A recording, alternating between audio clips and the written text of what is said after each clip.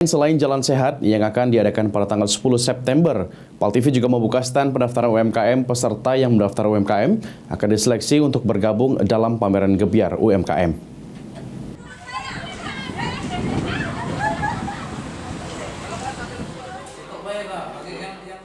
PAL TV kembali akan menggelar Jalan Sehat dan Gebyar UMKM Sumatera Selatan 2023 yang akan dilaksanakan di kantor DPRD Provinsi Sumatera Selatan pada tanggal 10 September mendatang. Untuk memeriahkan event tersebut, PAL TV membuka pendaftaran UMKM dan Jalan Sehat untuk masyarakat. Penasihat PAL TV Handida Syafrina mengatakan untuk pendaftaran Jalan Sehat dan UMKM sudah dibuka di Studio 2 PAL TV setiap hari Senin hingga Sabtu dari jam 10 pagi hingga jam 5 sore. Untuk peserta Jalan Sehat mendaftar dengan membawa fotokopi KTP, sementara untuk pendaftar UMKM datang langsung ke Studio 2 PAL TV. Pameran UMKM nantinya tidak ada kompor untuk memasak. UMKM yang mendaftar yakni berupa kerajinan tangan, produk rumah tangga, ataupun makanan yang sudah berbentuk kemasan.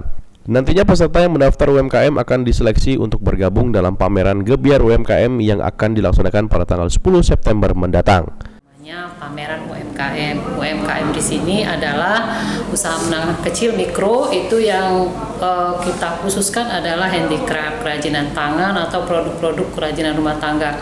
Bisa juga berupa kuliner, tapi yang kita maksudkan kuliner di sini adalah kuliner yang tinggal packing, misal jual sambal botol atau apapun itu yang mau diproduksi oleh rumah tangga, seperti itu. Cara untuk mendaftarkan UMKM, Bunda?